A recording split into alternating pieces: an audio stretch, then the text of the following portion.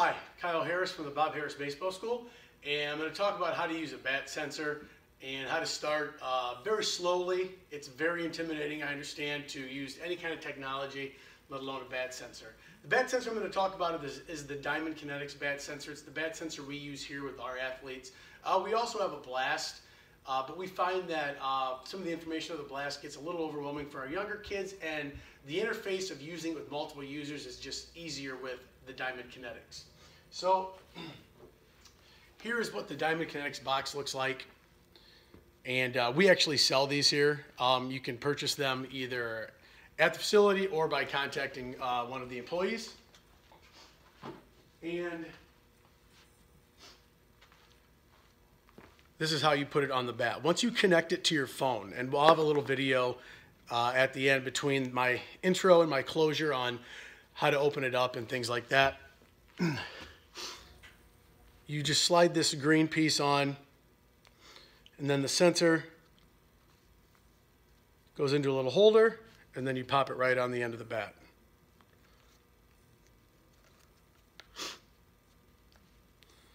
It hooks up right to your iPhone or iPod or iPad.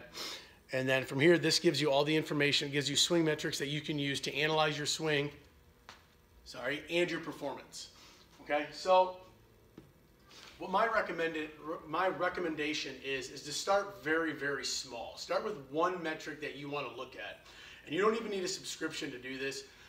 You can just take that information, I would say use bat speed number one. So let's look at the athlete's bat speed. So you bought a bat sensor for your child or your team, and let's look at the bat speed. And the great thing is you can easily compare it to kids of their playing level. So if you have a 12U team, you can compare all of your players to what an average 12-year-old's bat speed is, and then you can look up, you can design your practice and programs from there, and you kind of know where you stand. We want a baseline level of bat speed, because if the average bat speed for your player's level is 50 and they're at 37, they're not going to be able to compete. It's simply they're not going to be able to do that, because the average fastball is just going to come in too quickly for them to get the barrel on it with any kind of authority at all. So we know that we need to increase bat speed. So that's the first thing. Now, if bat speed looks good and you get comfortable using that, the second metric that I think you should use is attack angle. Now, these vary greatly. They really do. You'll see kids get negative numbers, and a negative attack angle simply means they're chopping down. You'll see kids get really high bat angles. A lot of them will drop their hands, and that's because they're not strong enough to pull the slack out and hold it here. But what we want to do is we want to look for a positive attack angle anywhere between 1 and 15. Even if they're up around upper 20s, I think that's okay with the younger kids, especially if the ball's coming out of loop. They're just trying to find the plane of the pitch. But we want to get away from the negative attack angles.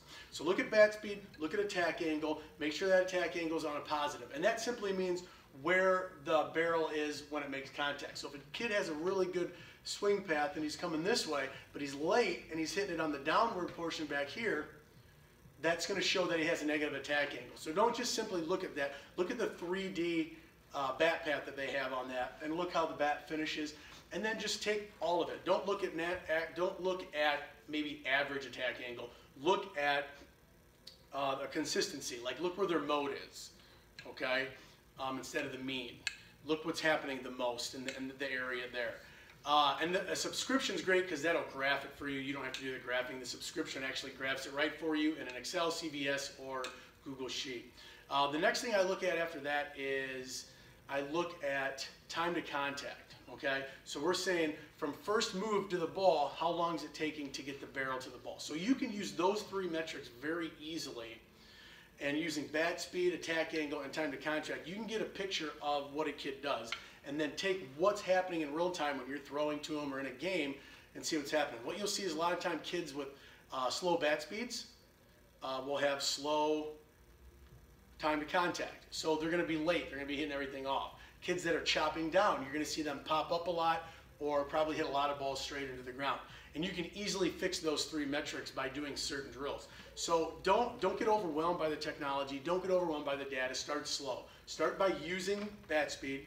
Make sure that you have a good baseline level bat speed for your level of playing. So compare it to other 12U baseball or softball players, compare it to other 15U baseball, softball players. Then look at your attack angle. Is your attack angle positive? We don't want anything negative. So make sure your tack angle is on the positive. Somewhere between 1 and 14 is usually where we want to be. And then look at time to contact. Now those three metrics we can use those simply, we can learn how to use this, and then we can get into other metrics of the bad sensor that may be a little bit harder to decipher.